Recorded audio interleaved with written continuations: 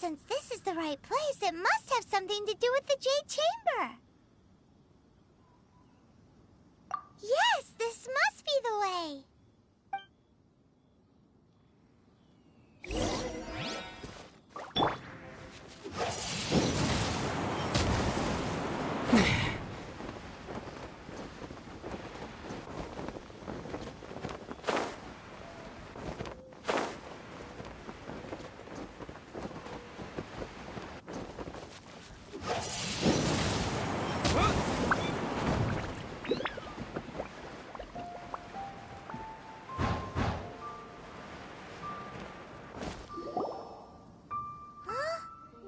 Takes us up to here. Aw, if that wind current was stronger, we'd be able to reach the top in one go. Huh? Why? Or... Oh, Paimon gets it! If it was a secret, Ganyu wouldn't have let us try to find it ourselves, right? Alright, let's follow your plan. Then we can... Oh, hang on a moment. Look down there. Looks like we've gotten close to the Guizhong Ballista. Paimon has a new idea. Why don't we shoot you up to the Jade Chamber using the ballista?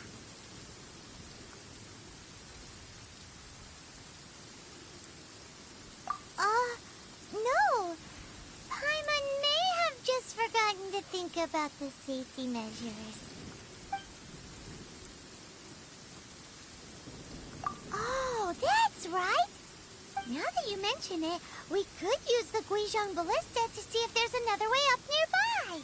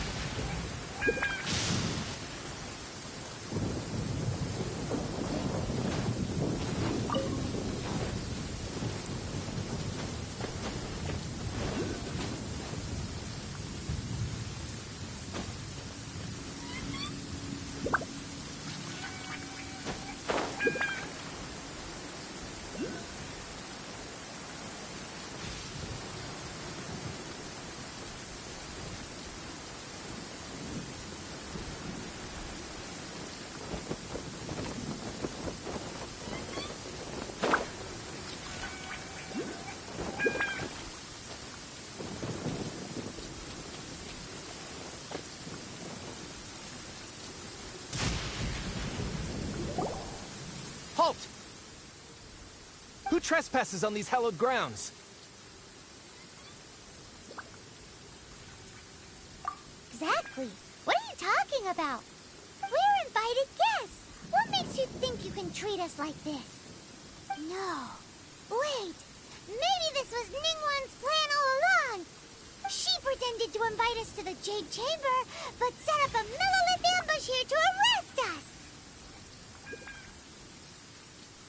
Now Paimon's mad! You! Over there! This is a trick, isn't it? How shameless! What? We're just on guard duty. What do you mean, shameless? What nonsense! Seize these suspicious intruders at once! Well, here they come! Line them up and knock them down!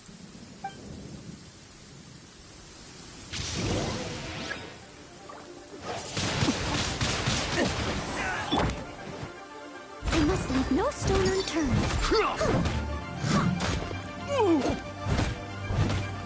Tactical retreat!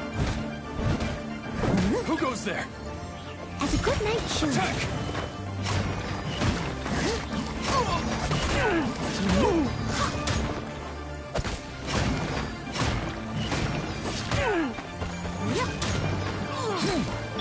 No escape! Take the target alive!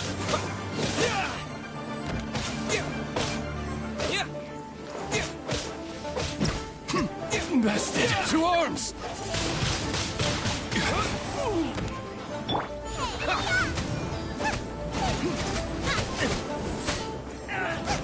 Tactical retreat! Nice and spicy. Attack! Beaten.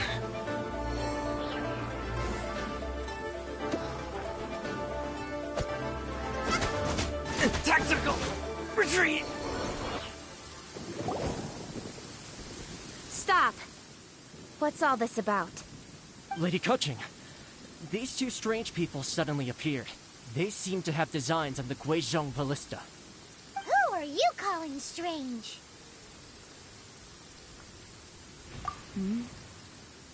You want to go to the Jade Chamber? Who are you? We're invited guests here to look for the Liyue Qixing. Who are you? Well, as it happens, I am one of the Liyue Qixing.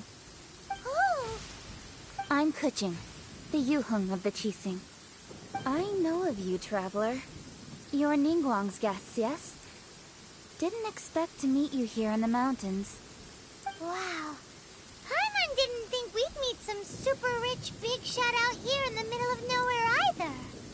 The Guizhong Ballista in Tianheng Pass has long been in disrepair, and yet it was fixed in a single night.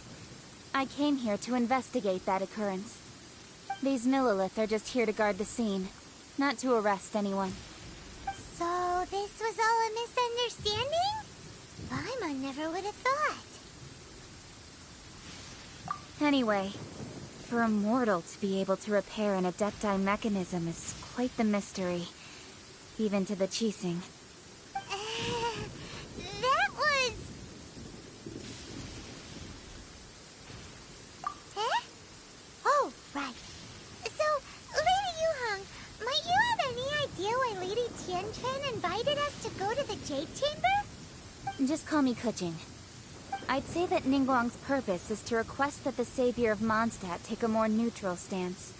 Or at least, to not wholly side with the Adepti. We're not taking sides. We spoke with the Adepti. They want to protect Liyue as well. When you say protect, you're referring to their sanctimonious arrogance, aren't you? Huh? You are mortals, and thus under their protection. There was no way they would have regarded you as someone with the ability to assassinate a god. Naturally, they would also regard Ningguang's locking down the area, questioning the citizenry, and pursuit of the assassin to be pointless work. Perhaps they even wonder if there might be a cover-up. I'll say it like it is. They're underestimating us. Well, you've got a point there. Still, this is the first time Paimon's seen a person from Liyue who doesn't respect the gods or the Adepti. Should I respect the shallow sense of time and condescension to mortals that has caused them to delay in moving against us, Qixing? Forget it. I shouldn't speak of them this way. This skepticism is mine alone, and Ningguang does not share it. Either way, I will admit that the actions of the Adepti this time were quite restrained. Rex Lapis's death is indeed an extraordinary circumstance. But to think that they would call for a council of Adepti rather than come down here directly. How surprisingly civilized of them. Well, for Ningguang, she would talk anything and everything out if she could. But I doubt we can do that here. The time of the Adepti has long passed. If even the Liyue Qixing don't want to face that truth, then what future is there for Liyue? Another super bold statement. I'll stop here. Honestly, I hadn't intended to say so much. But you're a good listener, traveler. You should both be off to the Jade Chamber. Don't be late now. Ningguang's schedule is packed to the gills all the way till next year. The cream of Liyue's mercantile crop all see ascending to the Jade Chamber as the greatest honor. Each brings rich gifts as they visit, all to curry a little favor with Ningguang. Favor? But... Wait, that's right! Greeting gifts are a staple of Liyue's culture! We need to get one. Not to curry favor or anything, just to respect Liyue's culture. All right. You can decide on your greeting gift yourselves. Let me tell you how to get to the Jade Chamber first. You didn't actually have to come to Mount Tianheng. Go back to Liyue Harbor. Find a guide at the Yuehai Pavilion, and... well then. May we meet again, traveler. Well, that Yuheng may not respect the gods, but Paimon thinks she's a pretty cool person. So, what should we give to Ningguang when we see her? Oh, right! Paimon dreamed of an amazing snack last night! Sugar-frosted slime! Paimon has a feeling that it would be perfect for a super rich person like Ningguang. Why don't we go with that for a gift? Nope! But Paimon's sure that we just need to make it with some boom shakalaka. Let's go gather ingredients. Time waits for no one, and neither will our riches.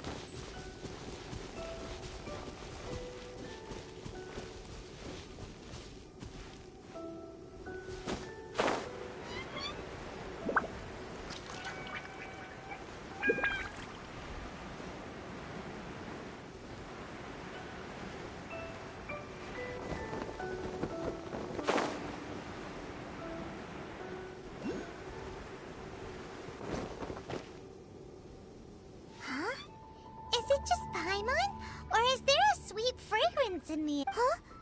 Did you hear that? It seemed like it came from those ruins over there. Uh-oh. It looks like the treasure hoarders have locked someone inside.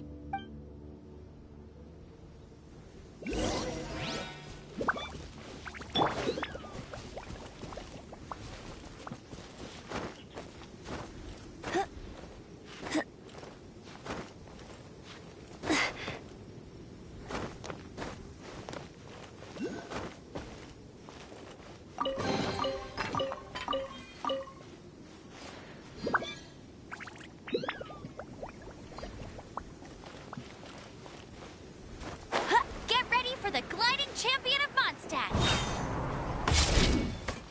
Let it rain. Wind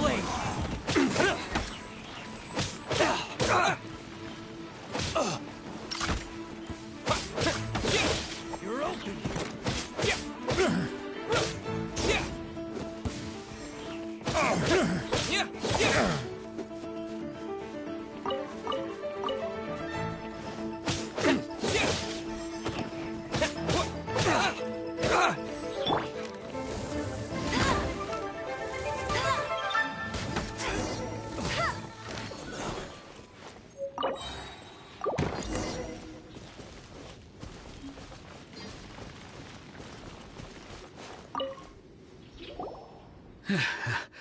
Thank you for your help, kind travelers.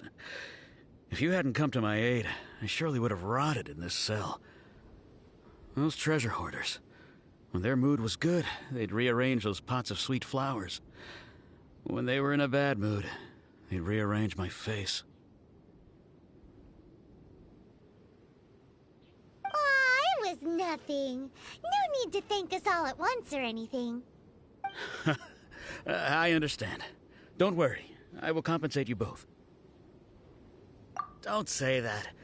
I only escaped this predicament because of you. I'm Meng Dan, a supplier for Mingxing Jewelry in Liyue Harbor. I often walk around these mountains in search of antiques. I never expected that those treasure hoarders would have their eyes on the same ruins that I had. Before I knew it, they'd caught and imprisoned me. Is there anything that you lack? Antiques, treasure, various knickknacks, you name it. Well, as long as you want what I have to offer, of course. Wait a moment.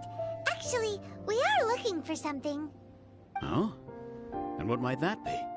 Do you have a box that can store presents? We'd like a pretty one. The kind that you can use to store snacks. Of course we do! How can one sell antiques without gift boxes? At Mingxing Jewelry, we have the best gift wrapping service in the 7 nations. Now just give me a moment and I'll let the boss know. You can go see her whenever you require that box. Great! Paimon's sugar frosted slime now comes in a beautiful package.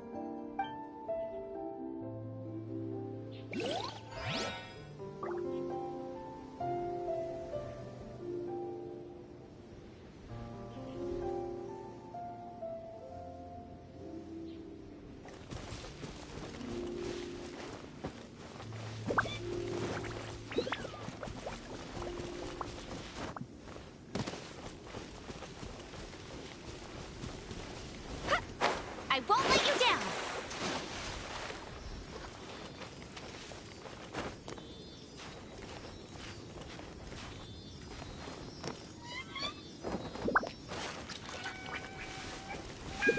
Ooh, look at that slime. It looks crystal clear and very delicious. That's the one.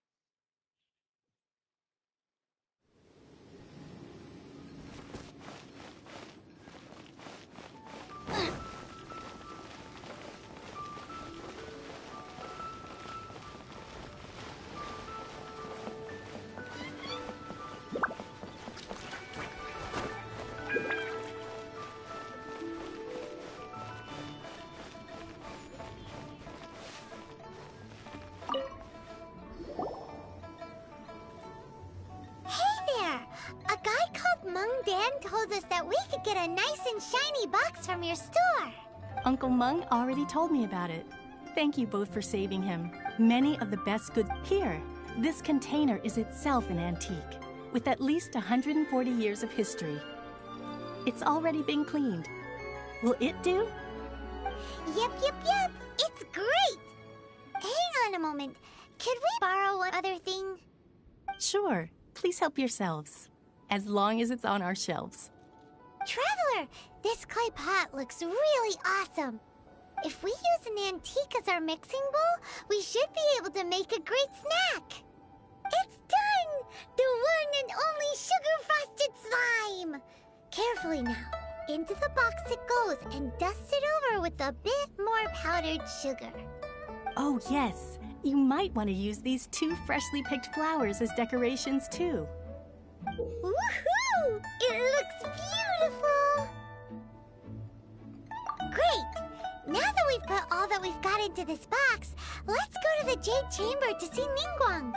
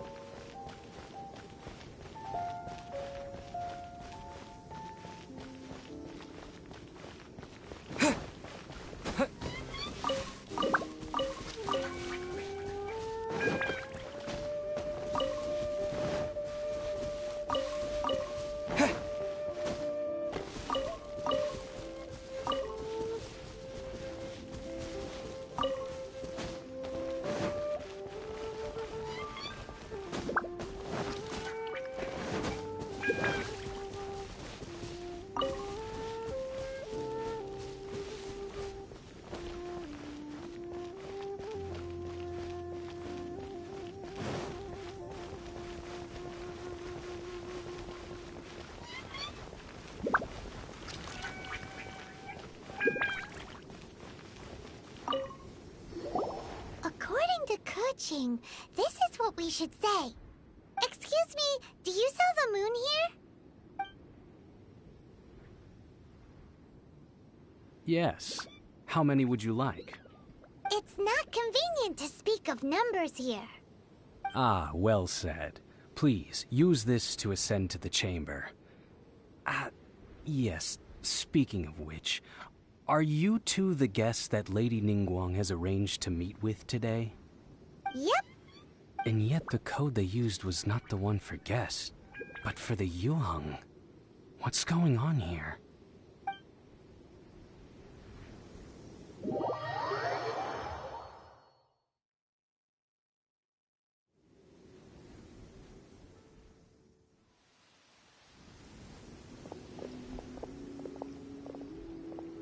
I've been waiting for you, returnee from Joyun Karst. It's Ningguang! Since this is our first meeting, we've prepared a gift. I hope you like it. Oh, for me. You have my thanks. It seems that I have made things difficult for you, considering that you were supposed to be my guests. Oh no, it's nothing. This palace floats in the skies, higher than the peak of any mountain. From this vantage point, one may survey all of Liyue. I have been gathering the funds necessary to build it from the time I began learning the merchant's craft. And since becoming the Tianquan, I have spared no effort in hiring the best craftsmen to constantly extend it. At first, it was but the size of one room. Now, it is large enough to blot out the moon in the skies above Liyue. One day, I believe it will overshadow all 7 nations. Not many from outside Liyue earn the right to ascend to the Jade Chamber. But I have been in correspondence with the acting Grand Master of the Knights of Favonius, who spoke highly of you. As such, I have been putting eyes and ears out ever since you reached Liyue. What? And I finally got wind of your movements when you were on the way to Wangshu Inn. Wait, was Vergoldet one of your people? Just Vergoldet? No. Everyone at Wangshu Inn is one of ours. At the Guizhang Ballista, yes? You weren't peeking on us from the skies the whole time, were you? I fear that peeking would have been a little difficult from this altitude. Our eyes and ears are more than sufficient. You too are. Well, I wouldn't expect you to trust us, considering that you have had far more interactions with the Adepti. The reason I invited you here was to clear up some misunderstandings.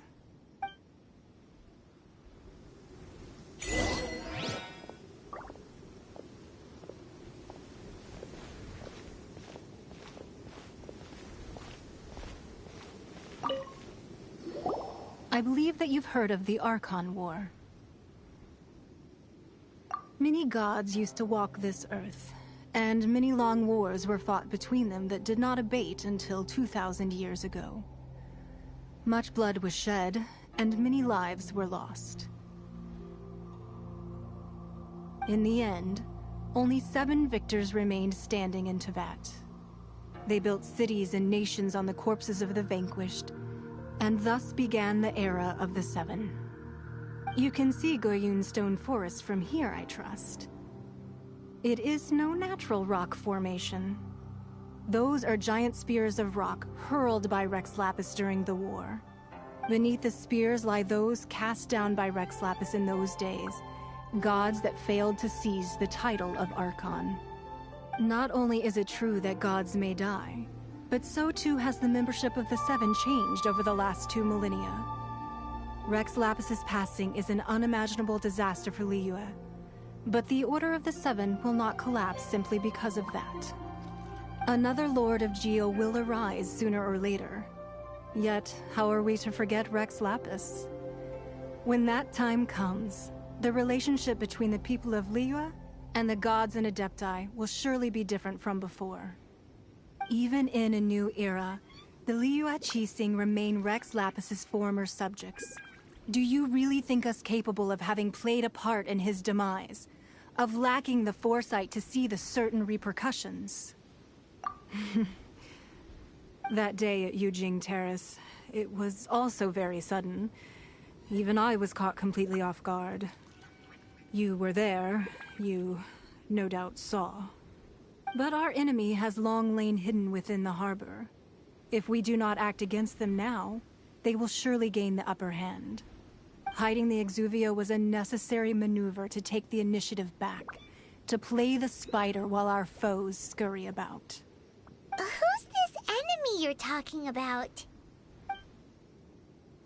What do you think, Traveler?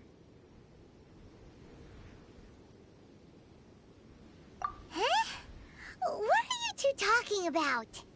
Well answered. Huh? The scenery out here is fine indeed, but the wind is a little strong. Our preparations to receive guests within are complete. So please, this way.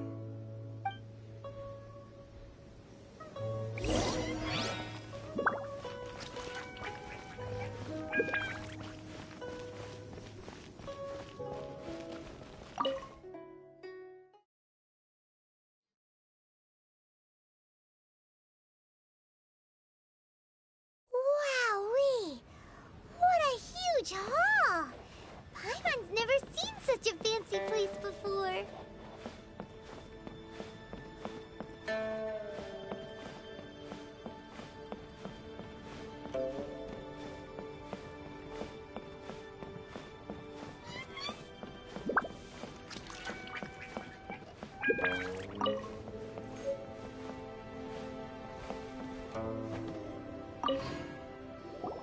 Be at ease, you two. Make yourselves at home if you wish. Can we really? I have invited you two here as friends.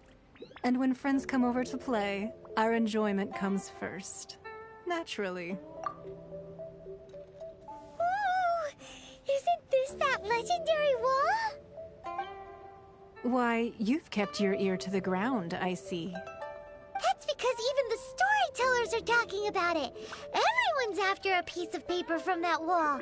It's super famous. That's because that wall records Leo's secrets. Merchants have always been attracted to secrets. But the secrets of the mercantile world are of no interest to you, are they, Traveler? You're rather special, really, and I think you're quite aware of that. If possible, I'd like to have your trust. But if you were to choose the more trustworthy person between myself and Keqing...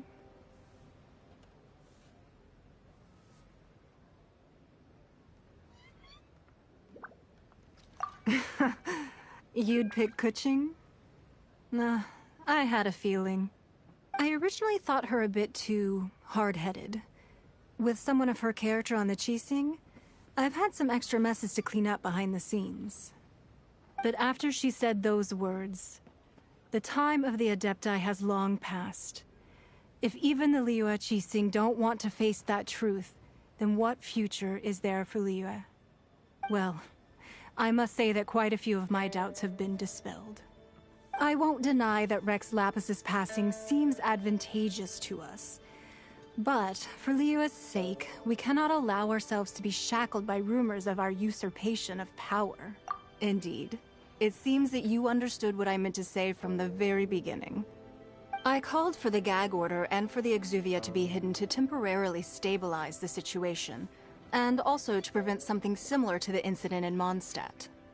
With Rex Lapis's death, the Fatui have busied themselves with many clandestine actions beyond their diplomatic remit. As the Tianquan, one responsible for Liyue, I cannot be too concerned with appearances when opposing them. Allowing the rite of parting to take place was also meant to buy some time for us to take control of Liyue's administration. It's exactly as Zhongli said. The Qixing only provided the venue for the rite so they could use us for their own ends. Wait, that's right. Speaking of ends, could I say one other thing? Of course. Paimon's heard that anyone who sends a greeting gift gets a little something in return. So, does that include us? It's all right. I like direct people. Well, we have made quite a bit of trouble for you recently. How about this? You can pick any one object here as you please, and you may take it with you. Yay! Paimon was just waiting for you to say that! Let's see, what should we get? One of the sheets on that wall! Don't look at Paimon like that! One of these sheets of paper will sell for crazy prices, even if it's only as large as Paimon's fingernail. Just imagine how much more a whole untorn sheet would sell for. Let's grab one! The biggest one!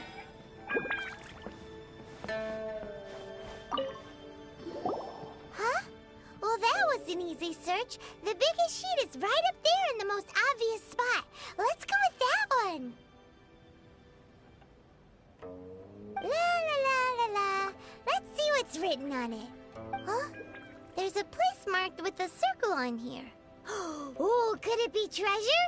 Whatever it is, it better make us filthy rich. Let's see what's written over here. Sigil of permission, something, something, Fatui, research, copy. Huh? Aw, that doesn't sound like treasure at all. This piece of paper shows that a Qixing spy discovered traces of classified Fatui research on the Sigil of permission. Oh, Ningguang did say that the Fatui have been up to all kinds of mischief in the shadows of Liyue. Spreading rumors, wanting to get their hands on the Archon's body and whatnot. But research on the Sigil of Permission? Paimon wonders what they're up to. Speaking of which, there's also some connection between you and the Sigil of Permission. Seems there's still more for us to find out. Oh, you really think so? Well, should we not go then? Oh, so you're saying that it's precisely because we can't completely trust Ningguang that we should confirm the truth of what she says for ourselves. That's way out of Paimon's league. Paimon thinks she's been nothing but good to us. Anyway, we'll see if you're onto something. Before we look for Zhongli at Dihua Marsh, let's go to the place marked out on these papers and see if the Fatui really are up to no good there.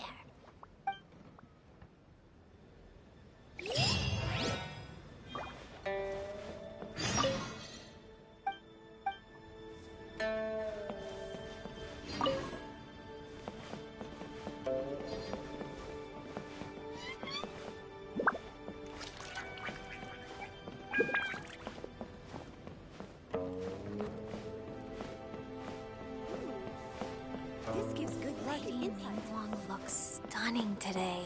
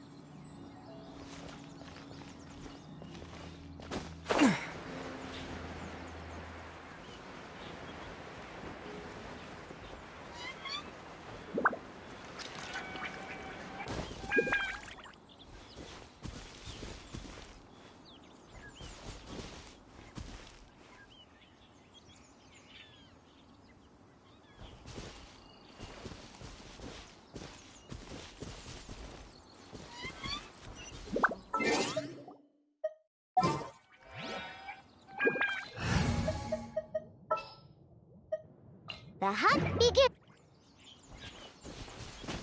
There really were Fatui at the location written down on this piece of paper. And they look really mad at us, too.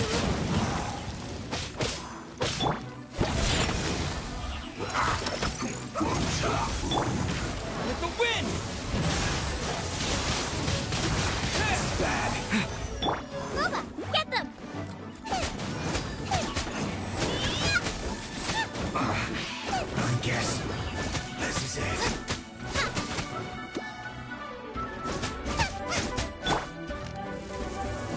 Project is set! Ow! Oh no! Cooked food. Disgusting.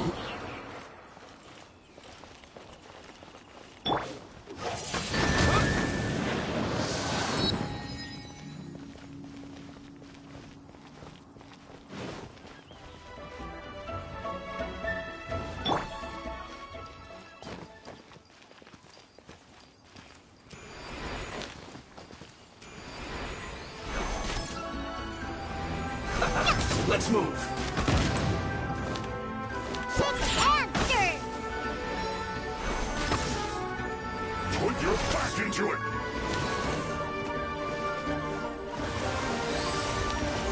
Detoxify heat. Stay fried. You're toast! It isn't time for a break yet!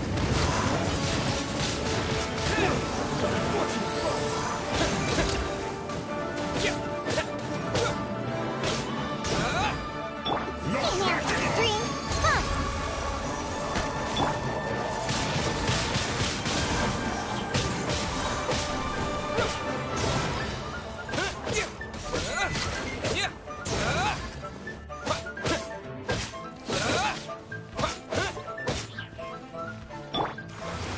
This should be fun! Wind blade. Nice and spicy!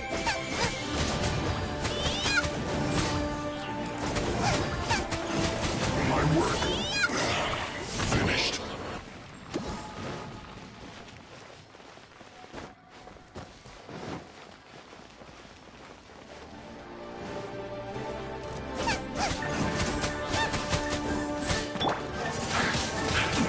Wind blade.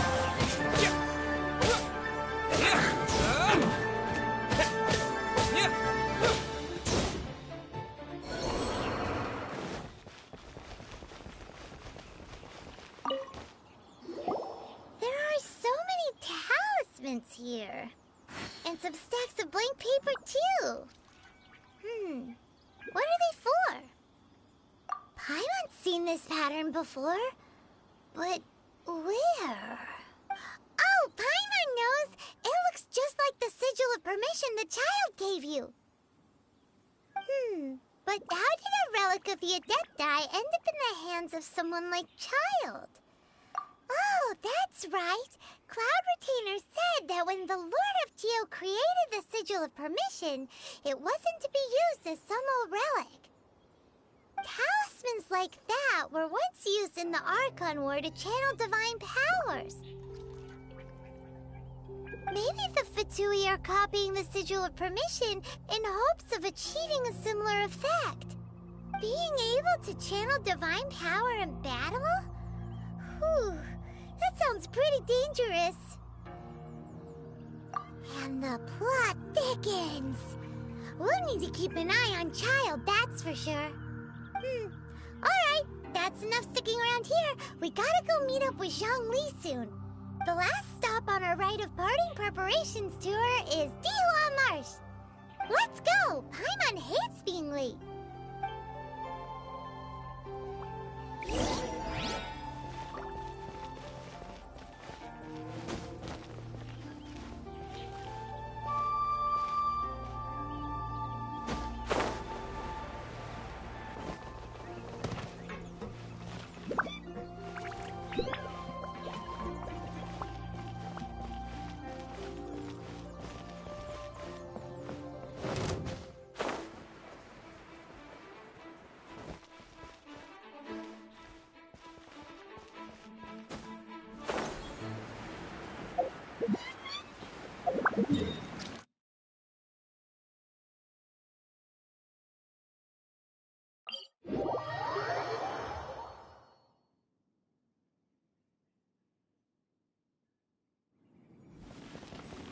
No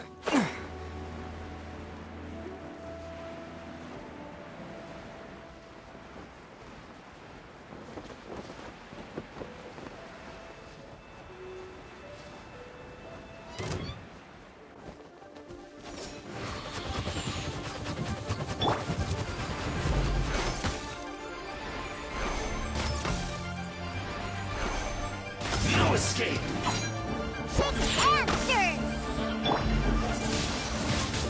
Wind blade! So soon!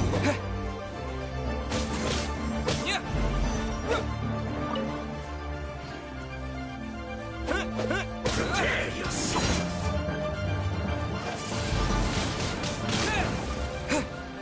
You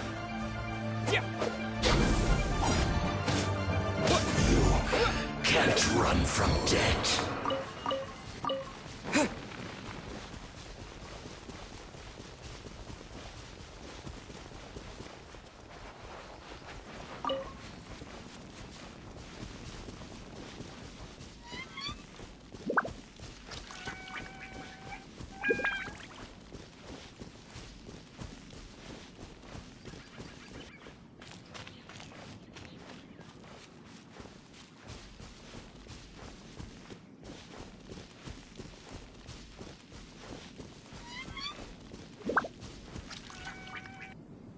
Right on time.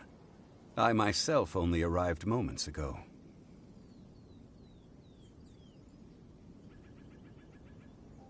Did you enjoy your visit to the Jade Chamber? It was so big and pretty and expensive. Paimon's never seen such a fancy schmancy place before. Indeed. It's second to none in all of Liyue.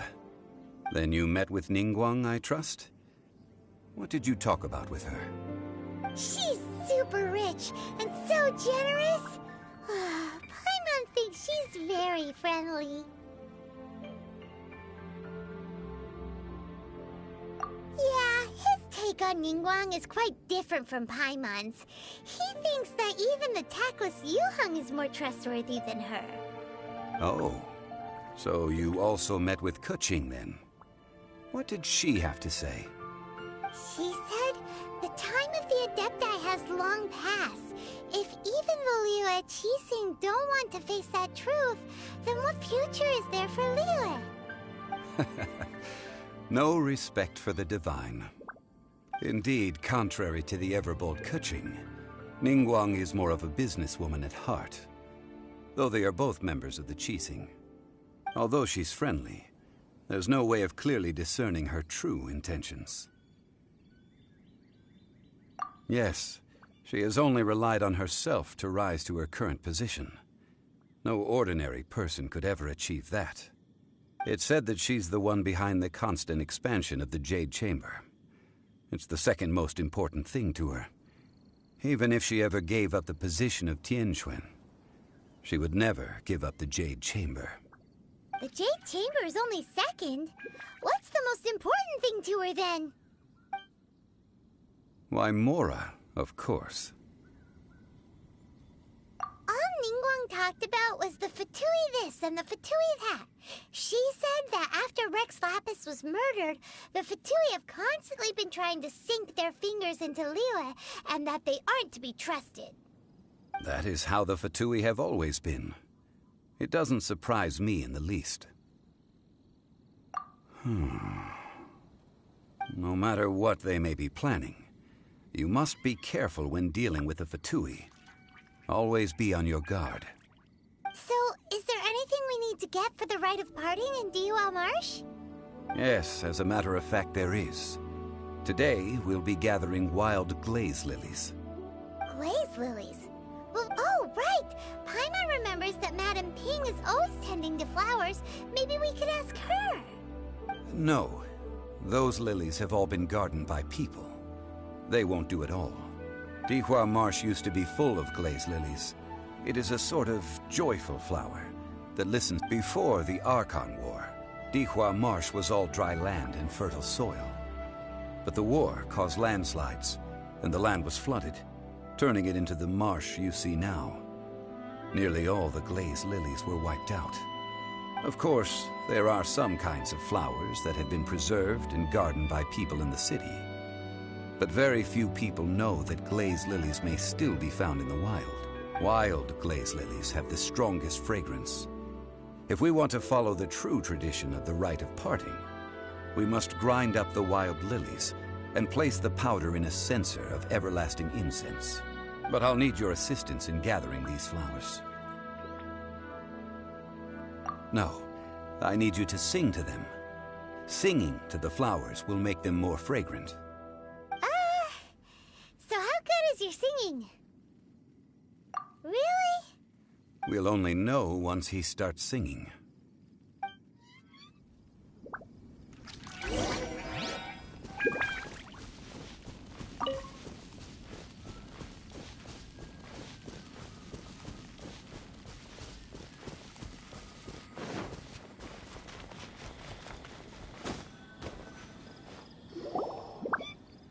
It's time to sing, whenever you're ready.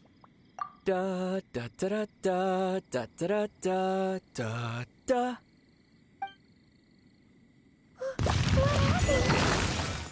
These flowers are jumping. They look really angry. Is it because you sang a song from Mondstadt that they don't understand here in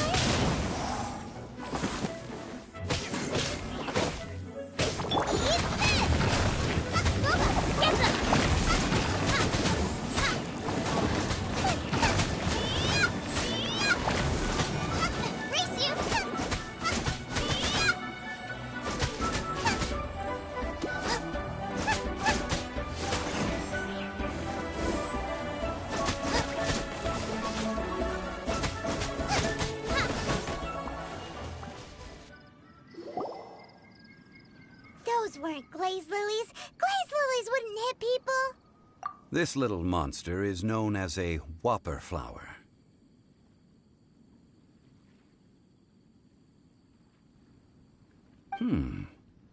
Strange. These petals look interesting. The glaze lilies used as a disguise were buried with the whopper flower for too long. The result seems to have surprisingly potent medicinal value. Let's collect what we can of these petals. Well, that's nice and all, but will those petals be useful for the rite of parting? Unfortunately, no. That's so lame. Excuse me. Are you searching for glaze lilies? Oh, hey! It's... What's-her-face? Hello, traveler. I'm surprised you still remember my name. Ah, that reminds me. How was your visit to the Jade Chamber? Well, it sure would have been better if you told us how to get up there. Didn't I tell you the way? Surely I did. Nope. We found the way on our own.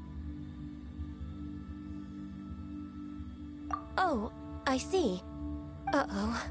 I guess I really did forget to tell them. Huh. Something seems a little off about Ganyu.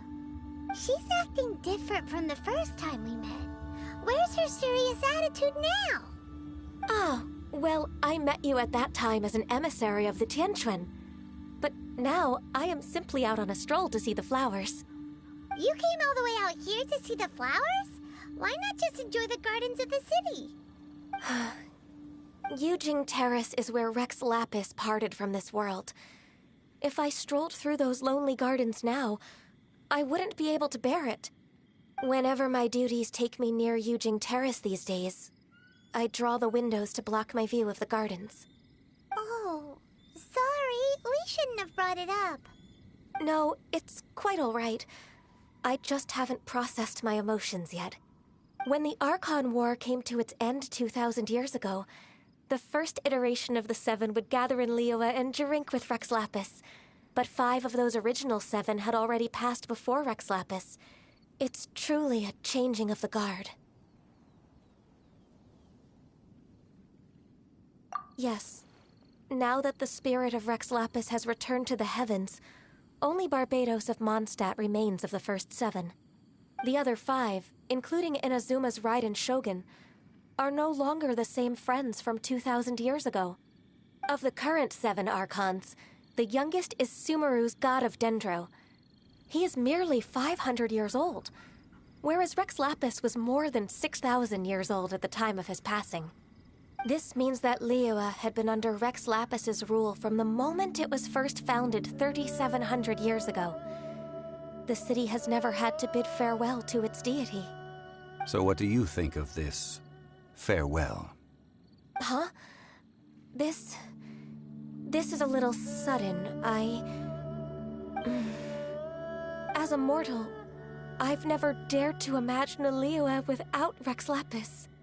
But as an Adeptus, I think I will eventually come to grips with reality.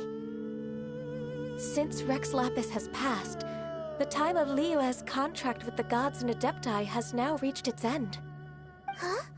Did you just say, as an Adeptus? Yes, I am a mix of human and Chilean. Adeptus blood flows through my veins.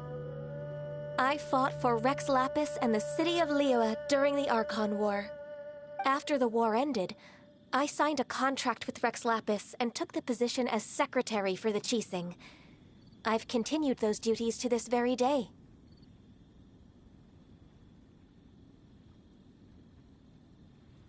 Well, let's save that conversation for another day. You say that you are here looking for glaze lilies? I also know where wild glaze lilies can be found. See, I've just picked one myself. Here, you may have it if you wish. We dare not refuse it. Oh, so did you sing a song before you picked the lily? Indeed, I did. I know this tradition well. In fact, I sang a local Liyue ballad to it. Wow, so you really know your stuff, too. Thanks, Gunyu. No, it is you who I should be thanking. If not for this chance meeting, I never thought that I would be able to contribute to the upcoming farewell for our ancient lord. If you would excuse me, I should return to my work now. Good luck. And that just about does it. Our preparations for the rite of parting are mostly finished. Given the ease of picking glaze lilies, I think this was a fitting end to our tasks, in more ways than one. Yeah, Paimon can already imagine him starting a business in Liyue. I've had enough ventures in my life already. Beginning a new undertaking is always difficult at first, and requires no small amount of effort. And once business is at full steam, the stress of it all only wears away at you over time. So you must be careful to take the time to step back and re-examine yourself. If left unchecked, the wear and tear on your heart may go well past mending. Wow. See? Zhongli sounds like he's already seen it all. Alright, I think it's about time we head back to Liyue Harbor now.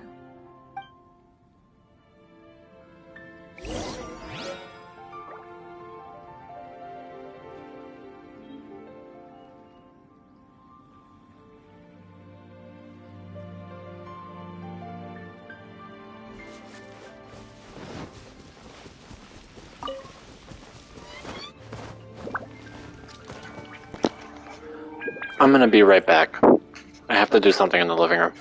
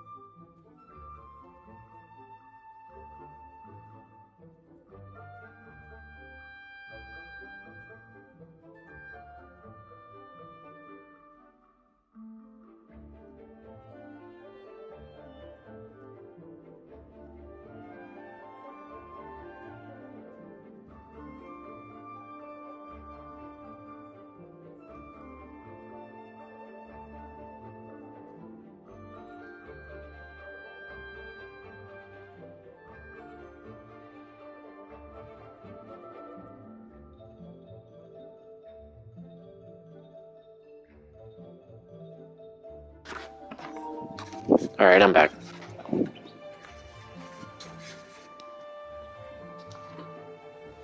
Got my phone.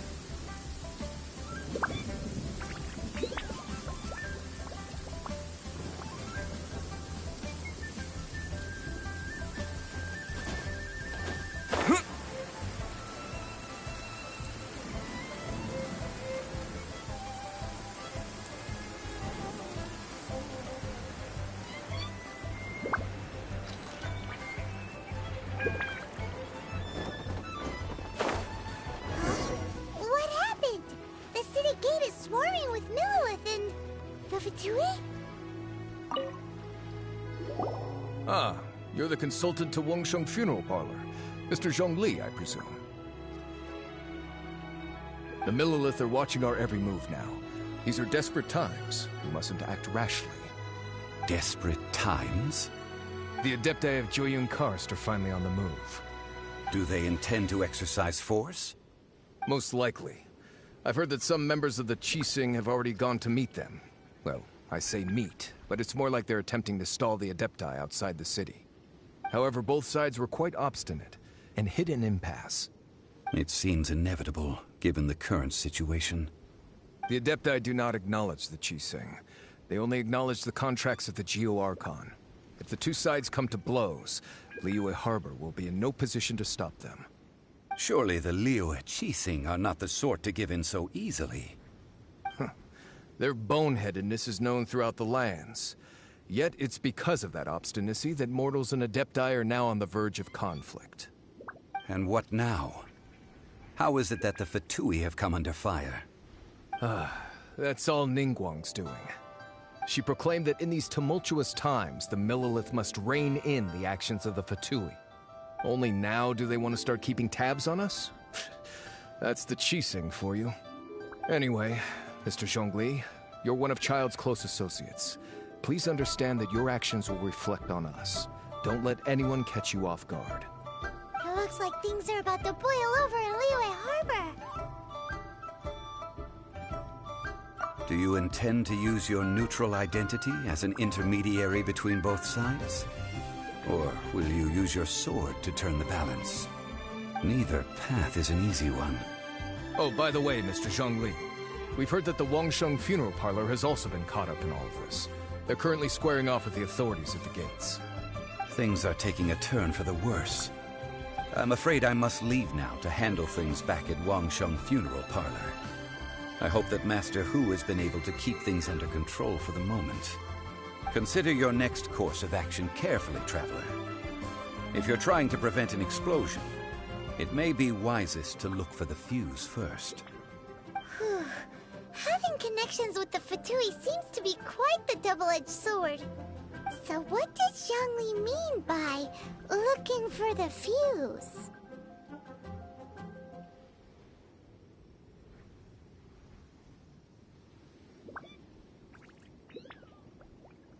Oh, Paimon gets it. If there's anyone that wants to see the whole city turned upside down, it's definitely him. He must be waiting for the moment when no one is watching to do something really bad. But where could we find him now? Where would he go at a time like this?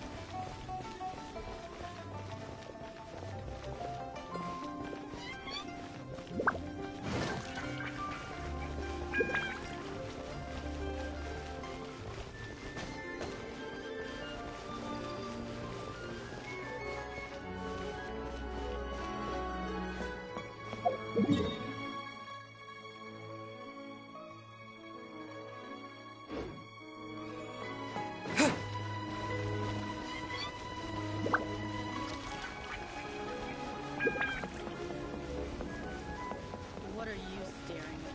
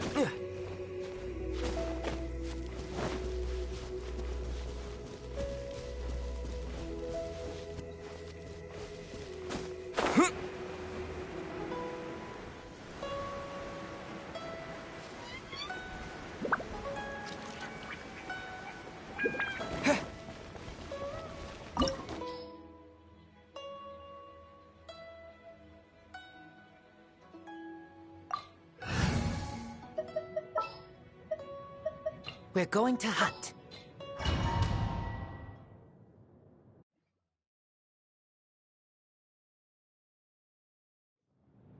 Wow!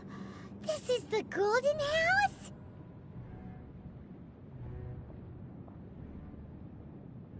It looked impressive enough from the outside, but who would have guessed that it was even fancier on the inside? And so full of Mora! This is where all of Teyvat's Mora is minted, right? In that case, maybe they won't notice if a few Mora go missing. Oh, so it's a trap! Tricky, tricky. Good thing Paimon's got you here. But even if we can't take any, we can still have a closer look, right? Or better yet, take a nap on top of a mountain of Mora. It's like a dream come true. Oh, right. Back to business. It's quiet. Too quiet. Surely someone's gotta be guarding something as important as the Exuvia. Huh? Look! What happened here? Uh-oh. Paimon smells trouble.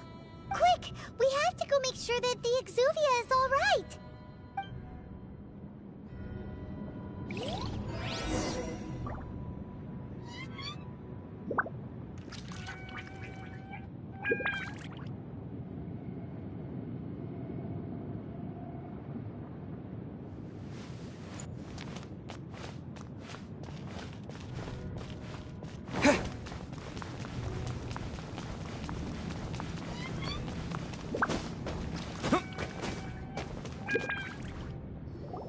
You've already fulfilled your task as guides, so why do you still linger here?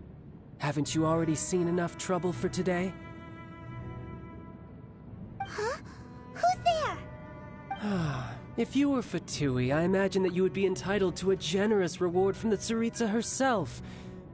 But now, you're nothing but dross, and you're in my way. Where should I start?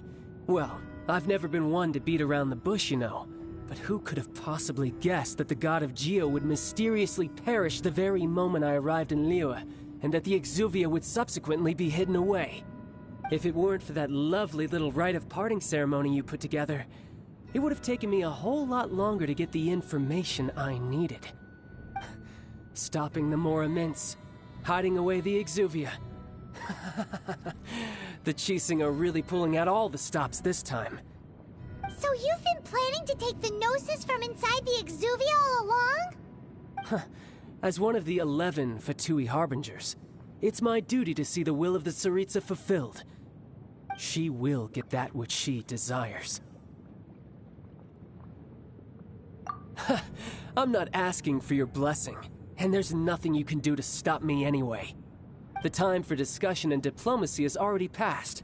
I mean, if it were up to me, I would have skipped that stage to begin with. But I'm willing to do as the Tsaritsa deems fit.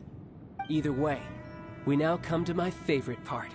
A simple pleasure, and one that I am oh so delighted to be sharing with you.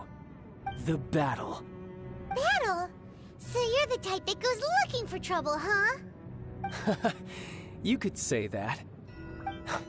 When Signora offended the deities outside the cathedral in Mondstadt, she swiftly left the scene once her mission was accomplished. Instead of confronting you directly, she chose to rely on the snow and ice to make her escape. She wouldn't want the knights to come running towards the sound of battle now, would she? When she faces a worthy opponent, she will prioritize her mission, weigh the outcomes, and consider the consequences of her actions. But as for me, the greatest pleasure of being a harbinger lies in crossing blades with strong opponents. We won't let what happened in Mondstadt ever happen again! Oh, so you intend to fight me? Good. I won't kill you, Traveler. I'll just play along, to feel the thrill of battle. Besides, you could never defeat me, not even in your wildest dreams. But hey, try to relish the fight anyway, because if you ask me, without that, what else is there? Fighting talk, I love it! Now let's see you live up to it. This chance is hard to come by, so show me all you've got. So very few ever get the chance to square off with a Fatui Harbinger. So come on, amuse me, and don't you dare disappoint. Passable effort, so quick to flee. Cowering already?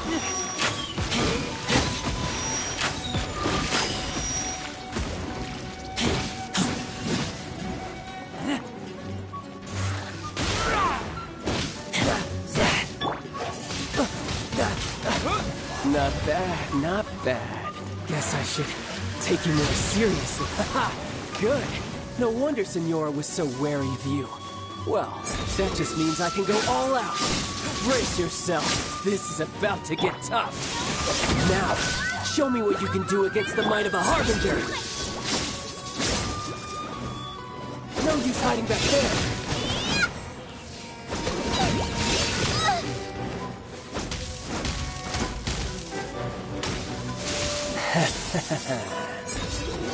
Right.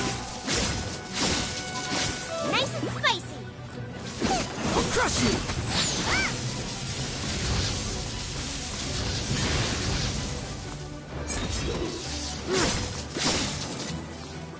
Guba, get them.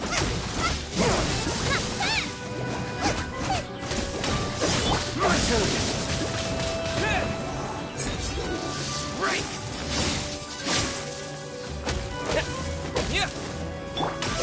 Not so hard! Raging tide! That's cheating! Eat this! I'll race you there! Rick, you're toast!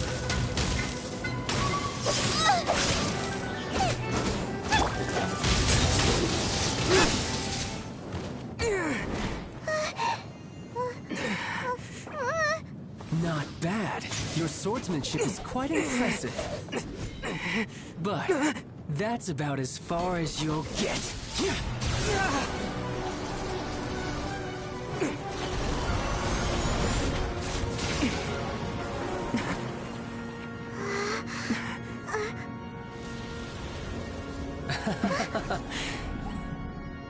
Didn't think you had that card hidden up your sleeve. You were just playing it to get close to the Exuvia! Oh, quiet down. Stop acting like some wide-eyed recruit. You've seen this world. You of all people should know. This should have been expected! Well then, I'll be taking Morax's Gnosis now! I see. Well, this is most unexpected. You beat me to it, didn't you?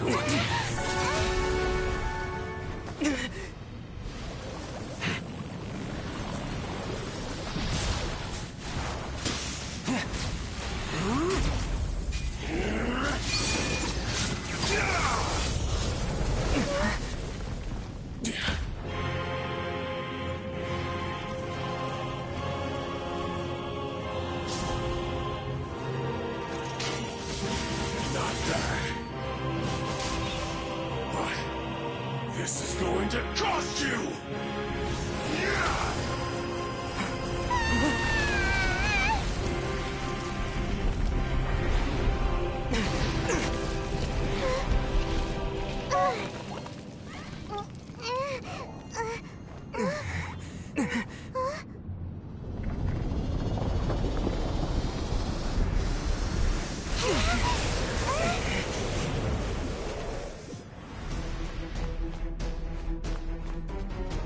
got to the Gnosis ahead of me, didn't you? Did you simply move faster? Or did you leak the information regarding the Golden House to me on purpose? No matter. Hand the Gnosis over, now! Don't make me take it from you! We didn't take it!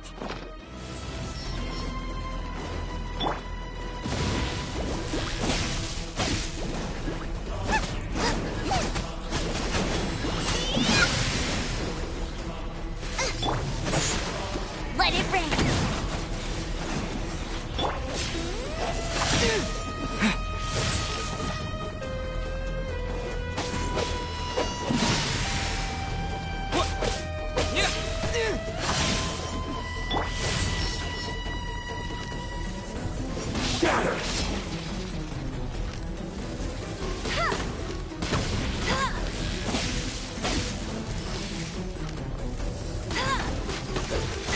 I'll race you there!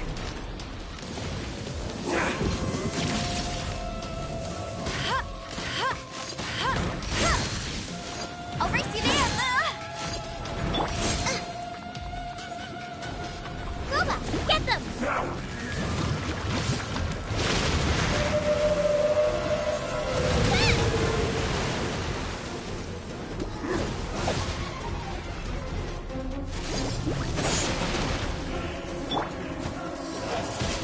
Die!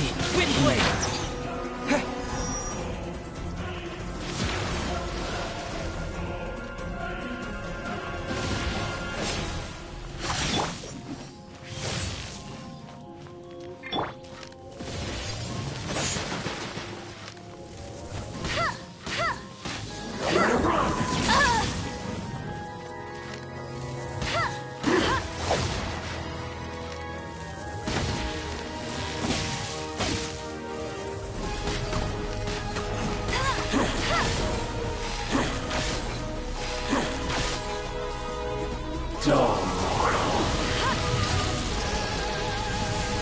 I'll race you there!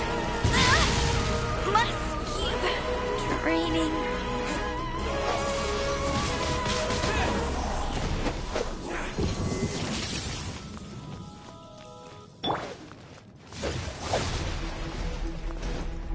I'm the bride to race you!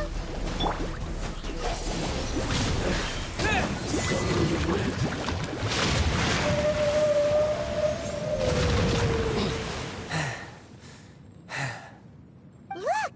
Child's back to normal again! Well then, time to cool off. It seems the burden of the foul legacy transformation was too great for my body. I lacked the opportunity to think this through. And now that I consider the matter more carefully, you never had any chance of beating me to the Gnosis. You had no connection to the Gnosis, no matter where it had been taken. That's what we've been trying to tell you! We didn't take it! Your show of ability today far surpasses that of Signora's initial assessment of you in Mondstadt. Tell me, how could that be? You already know the answer, don't you? I can see it in your eyes. But if that is a secret you wish to keep, I guess I'll just have to curb my curiosity. This battle has already left me satisfied. Anyone who strives as I do to grow stronger shall be called a friend, even if our friendship can only be shown in battle against one another. Pretty sure that's not the normal way to make friends. Unfortunately, I must bring this amiable conversation to an end. My quest still beckons. Given that the Gnosis wasn't taken by anyone, then we must look once again to the beginning. Perhaps it was never in the Exuvia to begin with. In fact, it might be that the Exuvia was just a diversion of sorts. What? So you mean that... Yes, it appears so. Interesting to say the least. It seems that the guardian deity of the capital of commerce is also well versed in little maneuvers beyond the boundaries of contracts. As such, we must now look to our backup plan. Backup plan? I had hoped it would never come to this.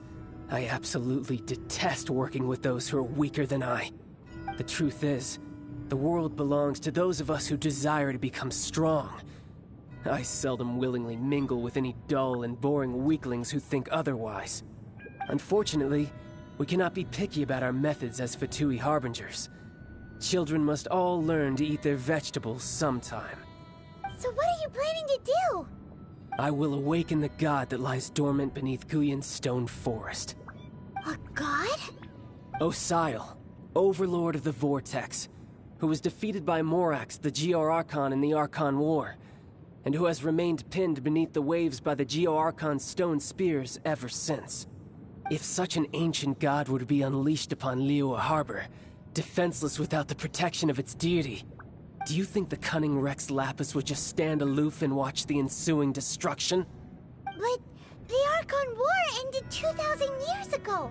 How can an ancient god appear in a world now overseen by the Seven? Simple. I've already prepared the means to awaken it. Hey, those are sigils of permission! Oh, Paimon remembers now. The Fatui have been researching them. Indeed. The one that was given to you was just a byproduct of our research. With the power of so many sigils of permission concentrated in one place, along with that which was bestowed upon me as a harbinger by our Tsaritsa, breaking the subduing might of the Geo-Archon spears for a time should be no obstacle. Using the powers of ancient gods in such a situation fails to interest me, and is largely against my principles. But knowing that such an action will not only force the Geo-Archon to show its hand, but you as well, that makes matters a little more intriguing.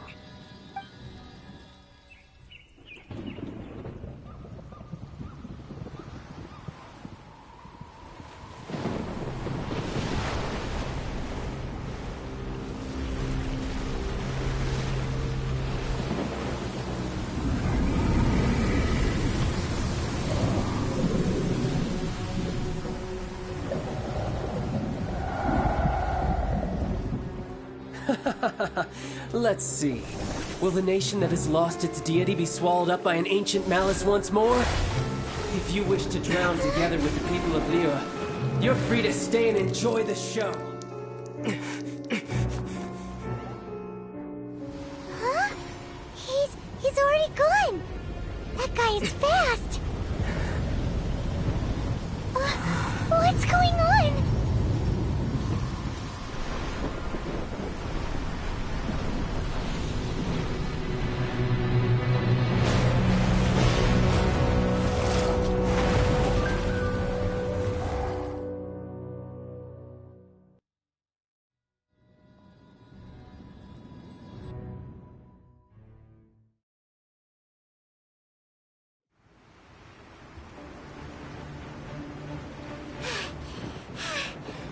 Exhausted. If we hadn't happened to see the Jade Chamber flying over just as we came out of the Golden House, we really wouldn't have known which way to go. Did we make it in time? Is the Overlord of the Vortex still in the sea? It hasn't destroyed Liyue yet, has it? What are you doing here? Huh? Hold on. It's the Adepti. What are you doing on the Jade Chamber? Paimon thought you were arguing with the Qixing. Is the fighting over? Faced with a calamity of such magnitude, we have agreed to put our differences aside for now and unite against this common enemy. Oh, Paimon gets it. So how do you plan to defend Liyue? Just seeing this Overlord of the Vortex guy puts a pit in Paimon's tummy. Even from all the way out here. It's not just you. We've got new Millilith recruits who can't even stand at attention without shaking. The force of an ancient god's presence seems to be too much for ordinary people to handle. Which is why we must stop that monster before it gets any closer to Liyue Harbor. So the Archon War was fought 2,000 years ago against enemies like that thing? Now that's scary. So will the power of the Qixing, Millilith, and Adepti gathered here be enough to stop that god? We've already discussed this together, and our conclusion is... not necessarily. What? But all of you were supposed to be the Guardians of Lilith. Can't you think of something? One certainly could. Huh? The Qi Xing did once research the matter of the Guizhong Ballista when it piqued their fancy. And as fate would have it, one who did craft the Guizhong Ballista with one's own hands is here. For what could you mortals ever learn of Adepti mechanisms? Yet, it would take one, but a little tinkering to turn this ballista into an engine of war beyond your wildest thoughts. I suppose this is one blessing from the Adepti that we should be thankful for. So be it. We shall use the upgraded Guizhong Ballista to fight off that god. All the Adepti here can lend their strength to man it. We haven't a moment to spare. Our battle begins now. Yep.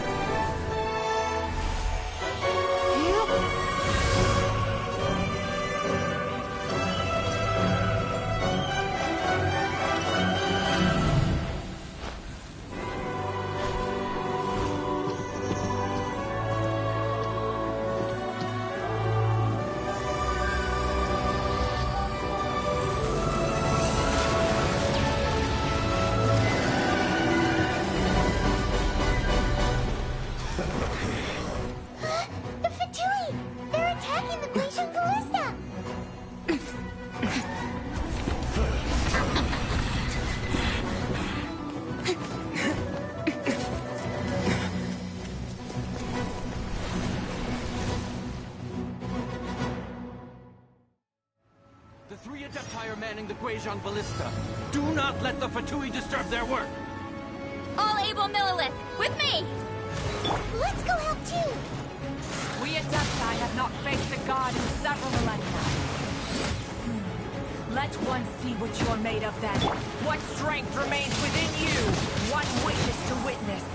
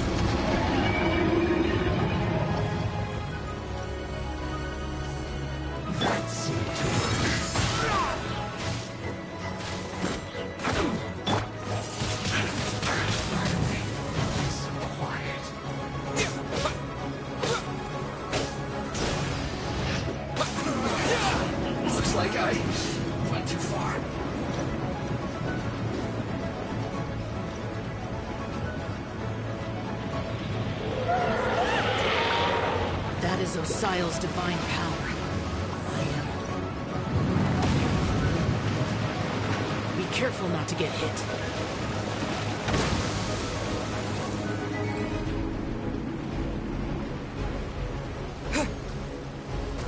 The Fatui! Their attacks are unrelenting! How dare they? Snedge and I's diplomats will answer for this afterward. Every last one.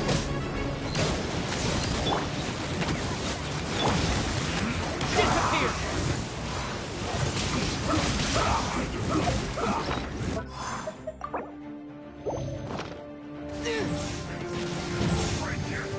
The ancient god's attacking again! There are so many Fatui now! We can't look! Were you about to say we can't hold them, children?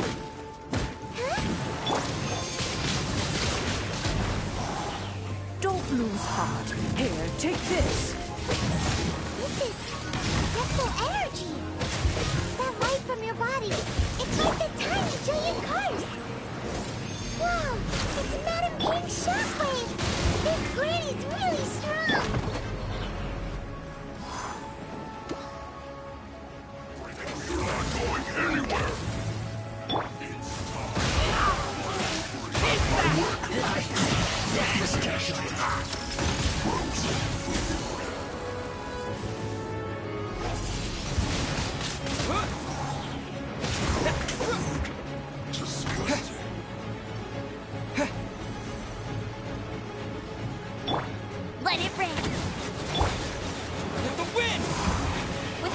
of the Chilean, I guard you against evil!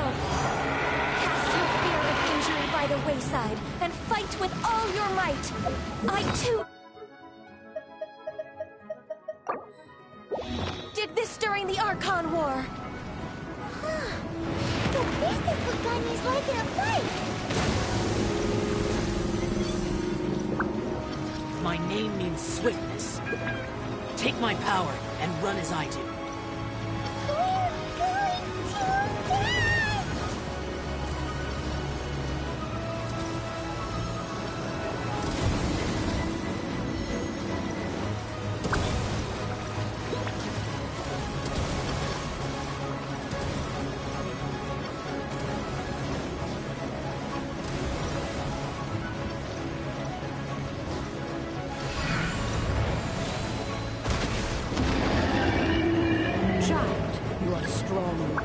Spirit. Perhaps you can withstand 3 forms of adeptal energy at once. This will hurt a little. Please bear with us. Once you've adapted, try to use them in battle.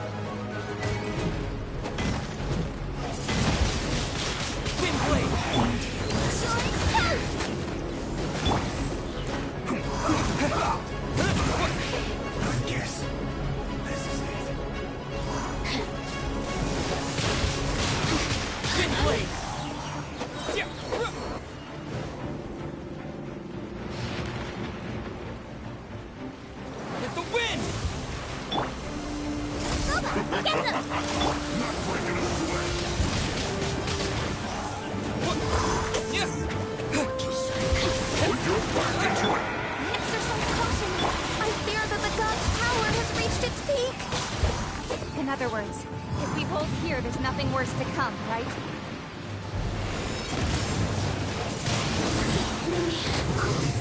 Just through once. Disappear! Send this quickly! This captures it. Link! Race you!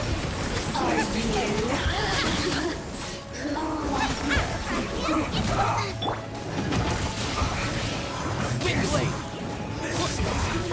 This isn't good. Just once.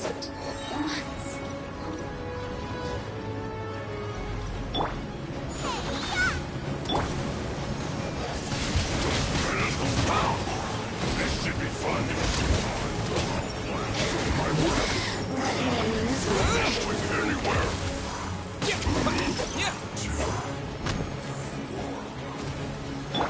Fetching hit! The Fatui's numbers are thinning!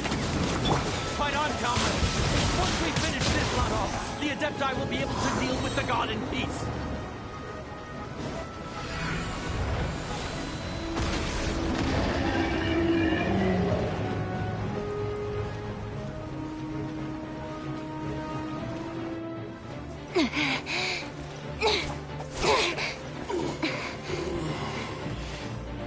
The interlopers are no more. Now we may commit ourselves fully.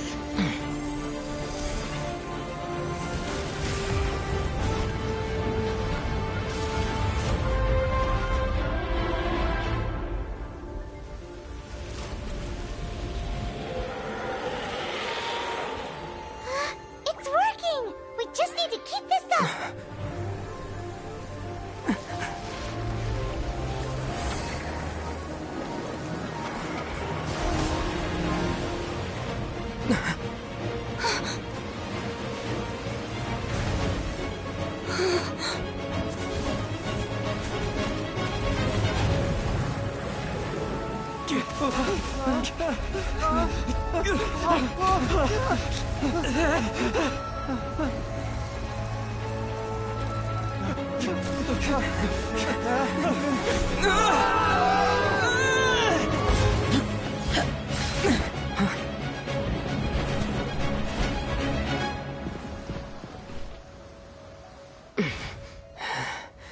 Be careful now.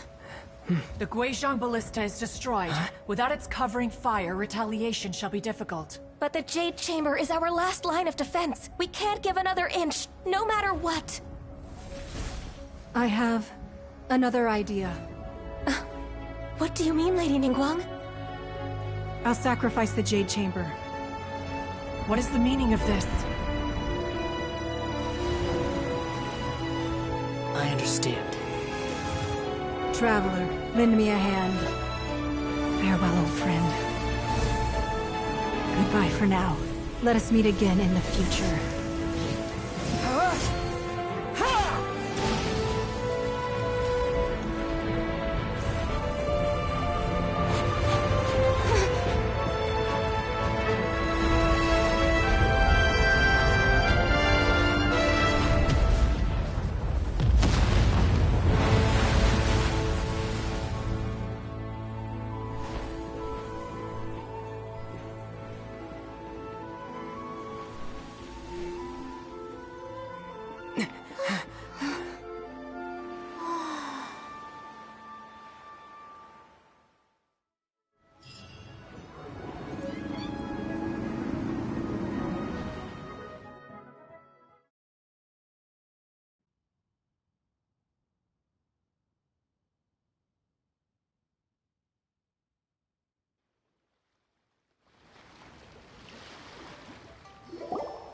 Is it finally over?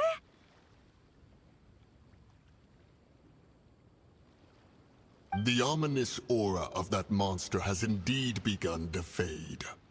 The effects of the Sigil of Permission last but a short time. It will be some time before the Overlord of the Vortex can make any waves again. We are indebted to you for your assistance. If the Adepti hadn't happened to be here, the future of Liyue Harbor would surely have been in great jeopardy. Save your flattery. We didn't just happen to be here. Surely you won't pretend to have forgotten the reason for which we came. Come now. There's no need for such harsh words, Cloud Retainer.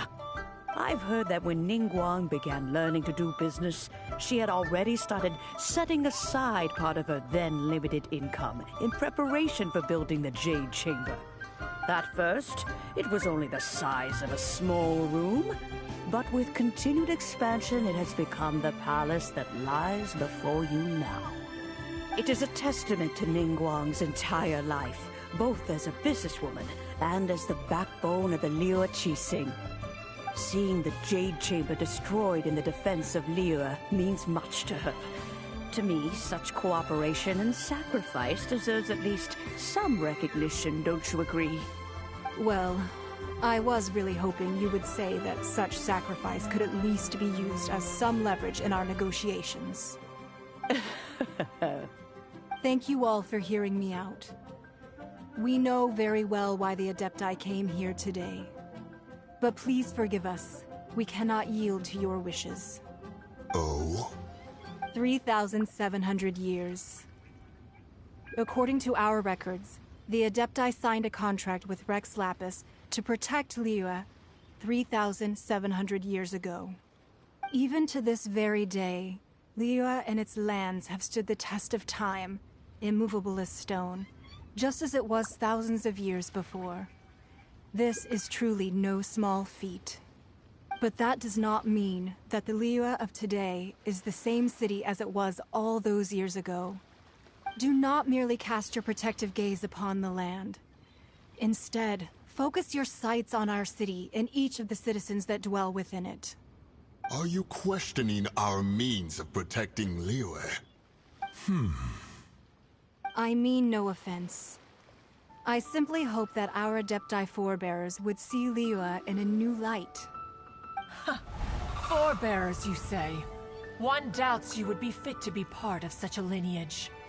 This morning, Rex Lapis appeared to me in a dream. What? In the dream, I yearned to tell him that we Qixing, though mortal, are equally bound to the contract. Each passing generation of the Qixing leaves many things of value to be inherited by the next generation. I also thought to tell him how the past generations of Qixing had strove under his rule to survive in our mortal world, establishing a network of contracts which has since come to be known as trade. But I dared not speak.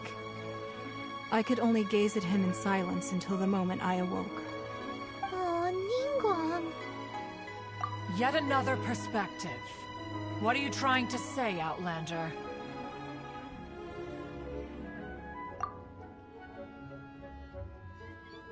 Right!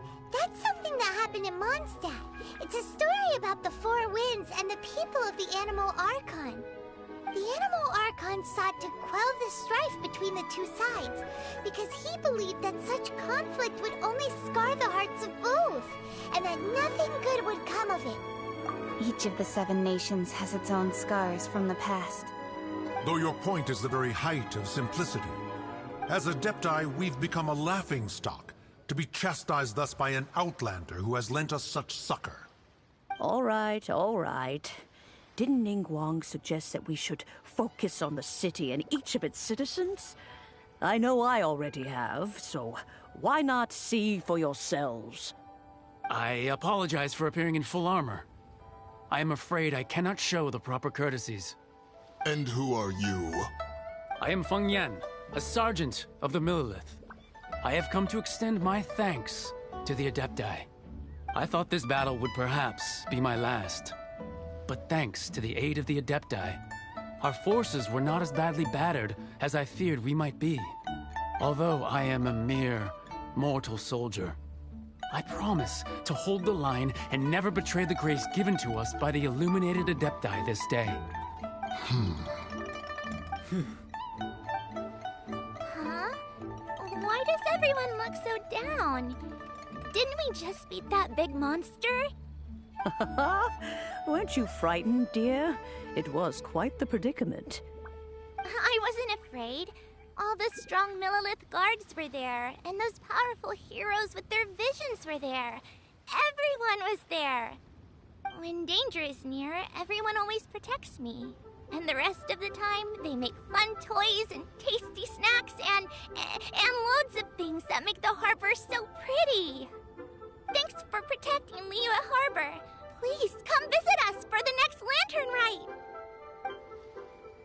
Unfortunately, we wouldn't be able to participate. Huh? Because we are Adepti. Oh, okay. It must be hard being an Adeptus. Aww. You see, this is what Liyue is like today. The country of contracts is grateful to the Adepti for their protection. But it is no longer necessary for the city to rely on the Adepti's power to solve every little niggling matter. Although their blood is weak, there is still strength to be found in those we call mortals. The time of contracts between gods and Liyue has long since passed. Now is the time of contracts between Liyue and its people. Seeing the port around us now, it is hard not to feel a bit out of place. Wouldn't you say so, Cloud Retainer? Your line of inquiry is askew. One did not spearhead this expedition to Liyue Harbor. Seems like the Adepti have had a change of heart.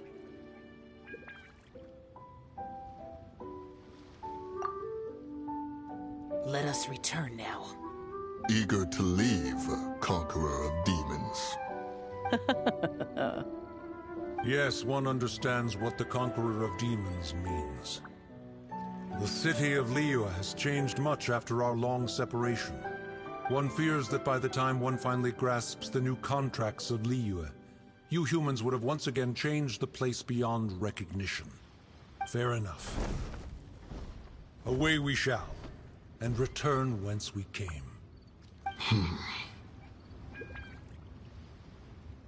Since we Adepti have consensus, then one shall persist no further. But how will we ensure that the Liyue Qixing will not simply exploit their power once we depart? In my view, that is still a thing to be guarded against. All right, Mooncarver, you needn't worry. It seems to me that this right of supervision is best left to the people of Liyue. Looks like the conflict between humans and Adepti was avoided. All's well that ends well, huh? Oh, right! It's nice that we've got peace and all, but we're forgetting one thing. Child wanted to unleash the god so he could lure Rex Lapis out. But we were able to handle the Overlord of the Vortex on our own, so Rex Lapis never showed up. Oh, and speaking of that, don't we still need to get to the bottom of that Archon's death, too?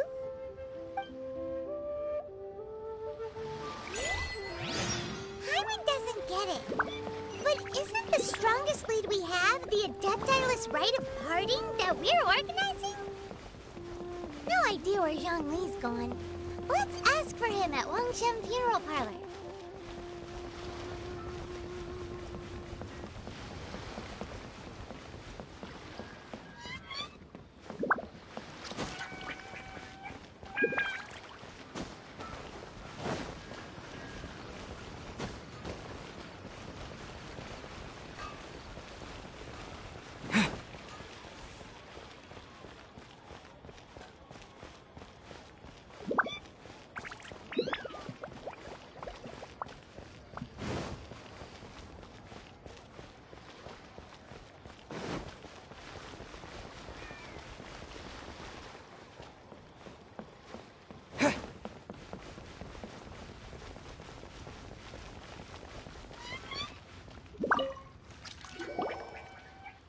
Is there anything I can do for you two? I'm afraid that Wangshen Funeral Parlor isn't in the best state to receive guests. We've come to see Zhongli. Could you please tell him we're here? Unfortunately, Zhongli isn't here at the moment. It seems he went to Northland Bank. Doesn't the Northland Bank belong to the Fatui? Last time we saw Zhongli was before we went to the Golden House. Do you think he doesn't know about the attack on Liyue? Visiting the Fatui at a time like this could only mean more trouble. We had better go and make sure that everything is okay.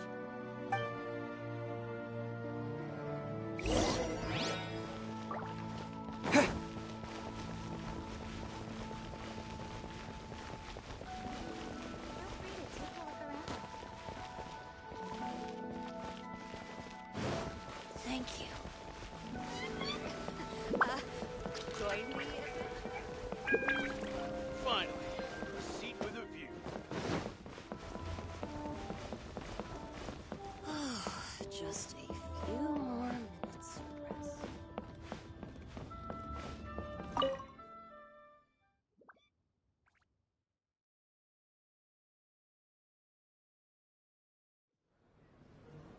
You call this cooperation between Harbingers? Cooperation involves communication, you know. Don't take it to heart, child. Besides, aren't you happy that you got to skip the formalities and bring chaos to the land? I'm sure you must have enjoyed that.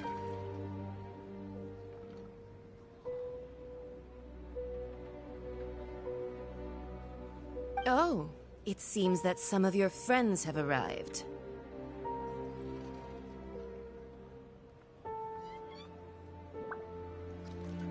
Hey, it's Zhongli and Child. And you! You're also one of the Harbingers? It's you two. I believe we've met once before. In the city of Bards, was it? I'm glad you still remember my name.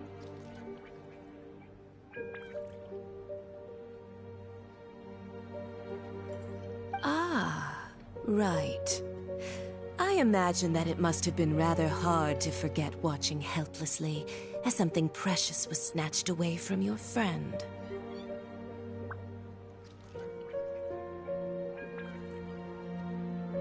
Well, if it isn't you two.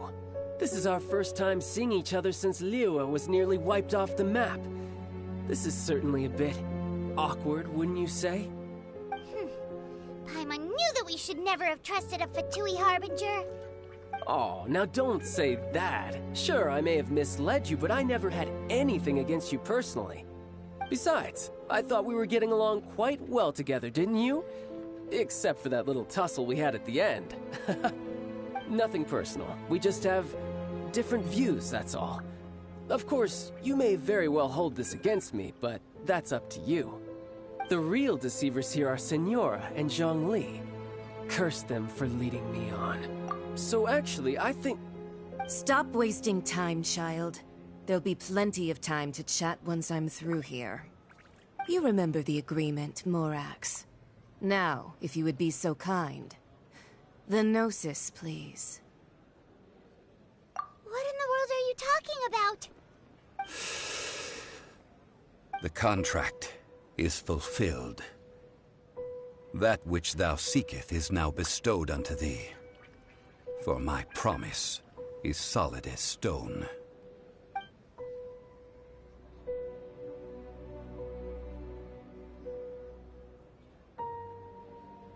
How sanctimonious. What? So you're the Lord of Geo? No, wait! That's an exciting twist and all, but why give the Gnosis to the Fatui? I do not give it for free. I give it as agreed upon in the contract. For it is a matter solely between the Tsaritsa and I.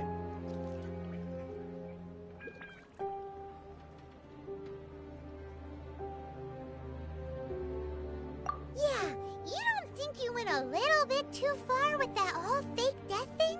Everyone was preparing the ceremony for you, and splat! This big dragon falls out of the sky, and all of Liyue goes into an uproar.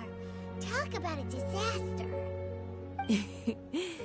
Gathering all the forces that had been bubbling behind the scenes, and then stirring them together in a pot that was bound to boil over. That's what he wanted to see, am I right? Wait, what? Perhaps it's best that I explain. As you know, I've dwelt upon this world for more than 6,000 years. I witnessed the founding of Liyue, together with the Adepti 3,700 years ago. Even boulders that can withstand whirlpools will erode with the passing of time. I kept convincing myself that cracks had not begun to form, and that the end of my time had not yet come. Until one drizzly day, as I was strolling along the harbor, I heard a merchant tell one of his workers, "You've finished your duties. Go ahead and call it a day." I stood motionless among the crowds, asking myself, have I already finished my duties? Oh, Zhongli. But as I began to consider relinquishing my divine role, I soon discovered that many reasons still remained to not hastily depart. Was Liyue, the city I had dwelt in for so long, already prepared to enter its next age? I decided that a test was needed in order to reveal the answer. So I feigned my own death, and gathered the cast of Child, the Adepti, and the Liyue Qixing to play their roles together on the stage that was Liyue.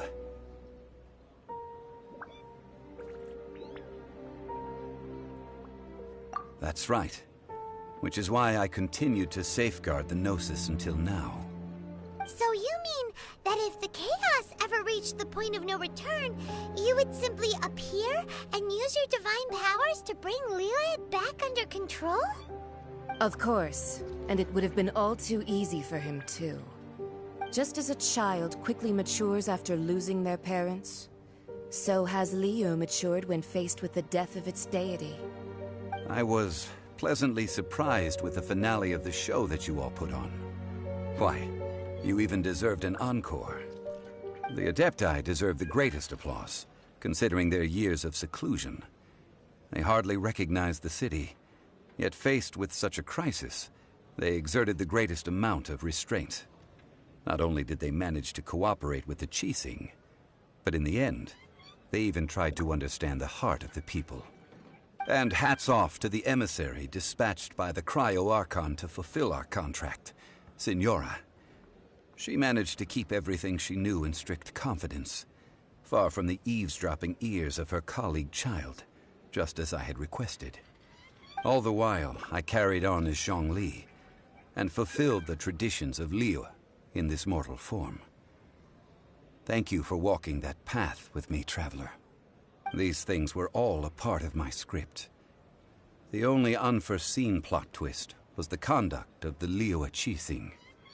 I had expected them to do no more than the Adepti, to come to the defense of Liyue.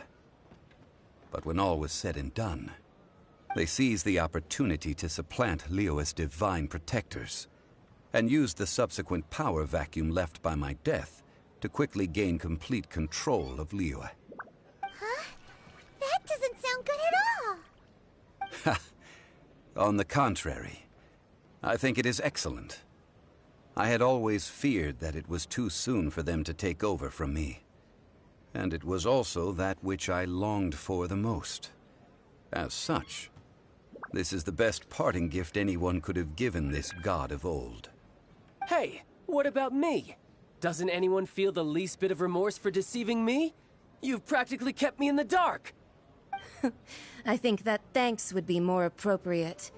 You certainly played no small part in all of this, wreaking havoc and turning the city upside down. The Lord of Geo ought to thank you for your performance, if anything. If you hadn't created the pressure of a battle between mortals, Adepti, and a god, the lump of coal resting in the hands of the Geo Archon, Liyue, would never have been able to become a dazzling diamond of a city. Huh? Just whose side are you on, mocking me like that? Are you itching for a fight? Hey, haven't you learned the Liyue saying, don't always call it as you see it? Well then, with the Gnosis in my possession, I have no use for such idle chatter. We should return to Zapoljarny Palace and seek an audience with Her Majesty, the Tsaritsa. Come, child. Fine. I'll meet you there later. I'm not sharing a boat with the likes of you. Do as you wish.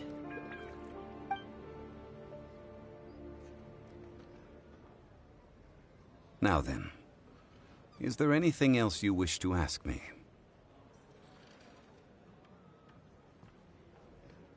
Right! As Zhongli always told us, a good trade is a fair trade.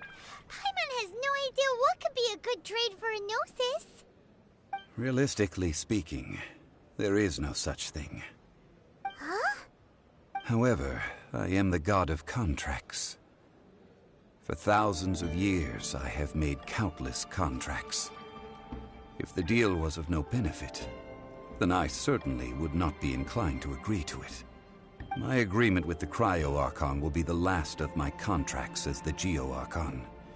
My contract to end all contracts.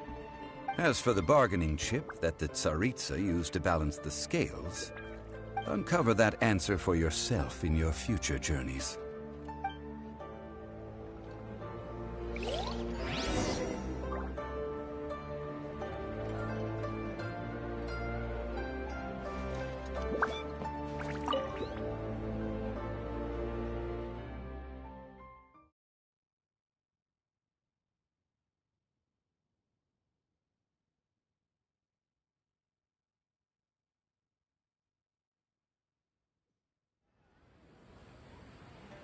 Today's the day of the rite of parting. Although the star of the show is fake, we've spent so much time trying to organize it, it would be a real shame not to go there now.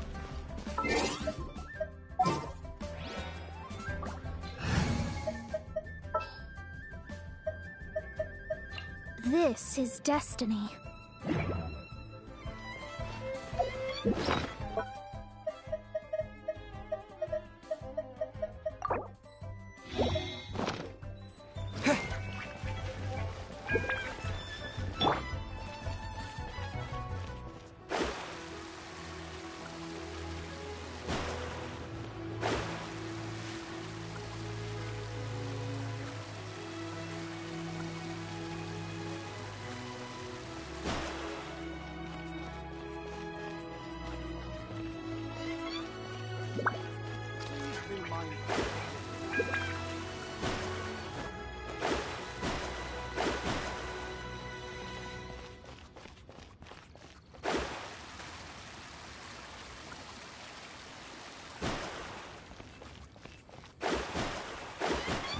Well, since we're going through with this rite of parting, I guess it means that those rumors hit the nail on the head.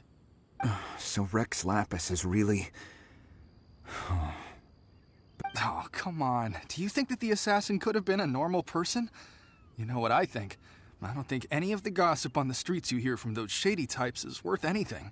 There's only one real possibility in my mind. I've heard that the assassin was that Fatui fellow. Youngish, pretty high in rank. I think they called him Child. The Fatui?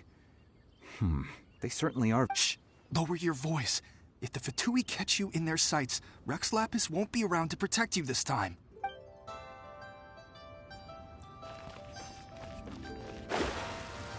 You know that god from the ocean couldn't have just shown up out of nowhere. I mean, it's been 2,000 years since Rex Lapis subdued it. Yes, and to think that this happened right on the heels of the incident with Rex Lapis, too.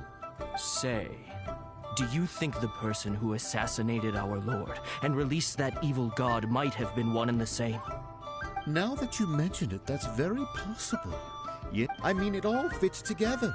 That person must have colluded with the evil god to harm Rex Lapis. Still, what sort of supernatural prowess must this person possess to be able to do such things? I have never heard of such a person in all my years. Forget it. Guessing's no use to us. Look, the Millilith over there looks like he's about to make an announcement. Let's hear what the Ministry of Civil Affairs has to...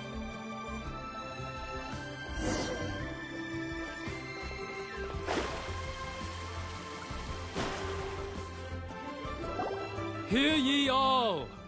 The Qixing's words. Though a dragon soars ageless as the mountains, it too must return to dust. This is common knowledge. Gods and Adepti live glorious lives, but both light and shadow have their season. So too must they face divinely appointed trials. Rumors and hearsay abound on the streets that Rex Lapis was murdered. Now, let the truth be revealed. Having been thwarted in his trial, Rex Lapis's soul has recouped the celestial heights. He beseeches the people of Liyue to grieve not and to let not their hearts be saddened. Nor are they to believe street-born rumors or indulge in baseless speculation.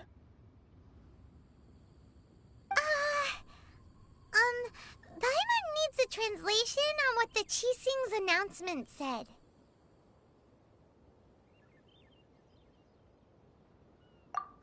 So that's how they're spinning it. Something feels off. Why would they suddenly give up looking for the murderer? Not to mention how this excuse sounds like something they just made up on the spot. Could the Qixing already have known that Rex Lapis wasn't dead? But Zhongli said that neither they nor the Adepti knew anything. Did Zhongli tell them in secret after his gnosis changed hands?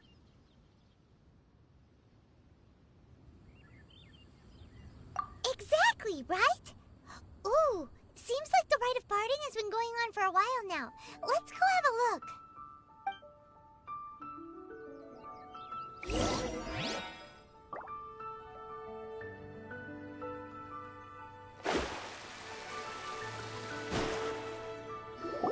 Look, it's Ningguang and Keqing.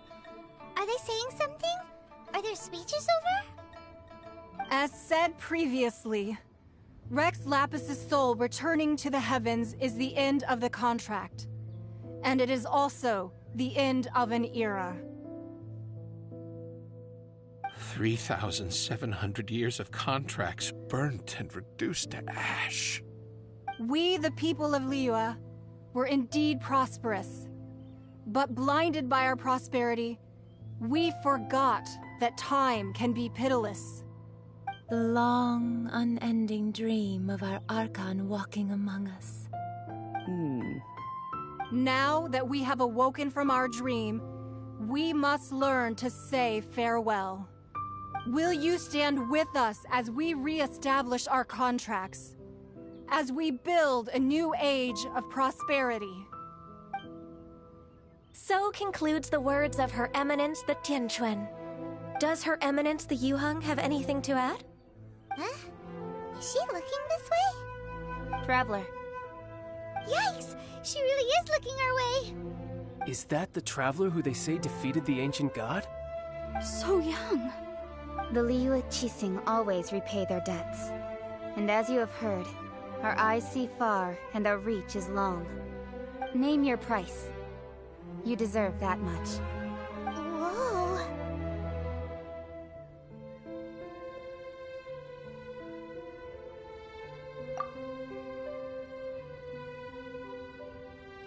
Well, could you help me put up some missing person posters?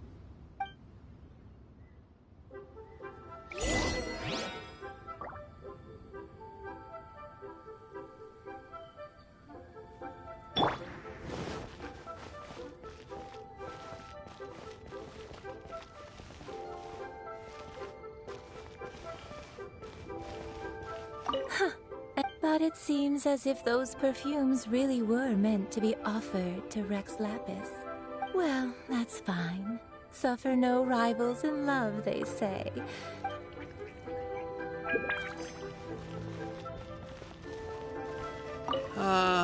Rex Lapis. Now that I think about it, if everyone's of the same mind as me, perhaps mementos for Rex Lapis might be the best short-term business opportunity.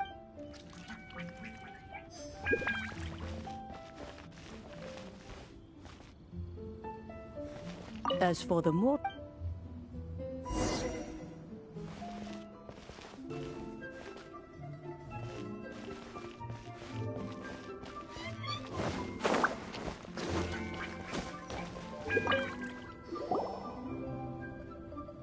Hey, Zhongli! Look at this! Everyone in Liyue is caught up in their emotions, thinking that they'll never see Rex Lapis again. And here you are looking all relaxed. Why would I not feel more at ease after laying down the burden I have borne for 3,700 years? Right. If the two of you can spare the time, I should treat you to a meal at the Xinyue kiosk. Ha! That sounds like big talk, Zhongli. Paimon might have believed you if you were treating us to some third-round knockout, but you'd have to pay out your nose just to stand inside Xinyue kiosk. Are you sure you can afford it? You're right. I do like the Mora. But why would Morax lack Mora? As the Rex Lapis Morax, I can easily create Mora. But since I have chosen to walk this earth as the mortal Zhongli, I should abide by the same rules that mortals do. When I was journeying with you, though I still had the Gnosis in hand, I knew that I must soon retire from my role as an Archon, so I had to rehearse a little for my new life. Oh, no wonder! Paimon gets it now. You didn't look at the price tags when we were spending because you've never had to. But since you weren't used to not being able to just make more Mora as and when you wanted to, you had to try becoming a parasite to society who lives off of other people's credit. Well, we were only spending Fatui money. You don't have to say it like that. In the City of Commerce, we do not merely exchange money or goods. We also exchange knowledge, memories, and foresight, as well as positions, roles, and lives. The Archon Morax could never experience life as the true mortal Zhongli could, no matter how many times he descended to be with his people. I must thank you for that. I will treasure the memories that I made as Zhongli. That is true. But there is no journey that does not end. No meetings without partings. Paimon thinks that we should make a move and continue our search for the Seven. I fear that continuing your journey may be difficult. The nation that neighbors Liyue by sea, Inazuma, is presently closed. The Electro-Archon Ball. And just as the people of Liyue preferred to call me Rex Lapis, She too goes by another name among locals in Inazuma. Paimon thinks we've heard that one before. Raiden? That is the case. And since Raiden is also the shogun of the Inazuma Bakufu, people call her the Raiden Shogun. That said, though people at the wharf were saying that the situation in Inazuma is very tense, Paimon doesn't remember that always being the case. It wasn't that bad last year. Zhongli, since you're Rex Lapis, shouldn't you know something about what's happening there? Just how did Inazuma become a closed nation? It's because of visions. Visions? When faced with circumstances beyond their control, humans often bemoan their lack of power. But if a person shows true strength of will at a desperate and fateful moment in their life, the gods will look upon them with favor. This is what visions are. Magical foci bestowed upon those who have been acknowledged by the gods. Uh-huh. That's how people in Teyvat see it. But starting from last year, the Raiden Shogun began promulgating the Vision Hunt Decree. Vision Hunt Decree? Yes. It was an order to seize all visions within Inazuma's borders, and to inlay them upon the hands of a statue of the thousand-armed, hundred-eyed god. They want to seize visions. But why?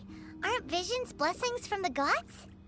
I should think that in the Raiden Shogun's eyes, it is precisely because they are divine blessings that they should be under the sole dominion of divinity. Whoa, that's harsh. The Anemo Archon is the god of freedom, and the Geo Archon is the god of contracts. For her part, the Raiden Shogun is the god of eternity. It seems as though she has finally decided to eliminate any unstable elements that could pose a threat to her eternal realm. The fact that even I, the oldest of the seven, have now passed away, will only strengthen her resolve to pursue eternity.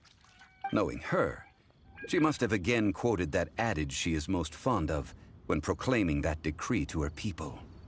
7 ideals for 7 gods, and of these, eternity is nearest unto heaven. All right then.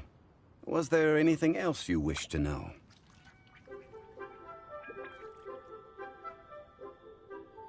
The time of the Adepti has long passed. If even the Liyue Qixing don't want to face that truth, then what future is there for Liyue? Kuching is absolutely right in saying this. Now, though I did laud Ningguang's desire for power, believing this to be a good thing, and thought as a matter of course that she must have been behind the Qixing's plan to take governing power over Liyue from the hands of the gods and Adepti, could the original person who brought up the idea of seizing power have been... All right then. Was there anything else you wished to know? Well then, I suppose you'll have to find a way to get inside this closed nation. Have patience. I suspect that some serendipity must first come into play.